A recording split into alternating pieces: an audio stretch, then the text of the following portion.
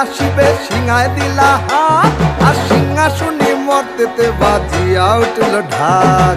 বলদে sorry আসিবে সিংহায় দিলা হাত, আর সিংহাসনী মর্তেতে বাজিয়া উঠল ঢাক।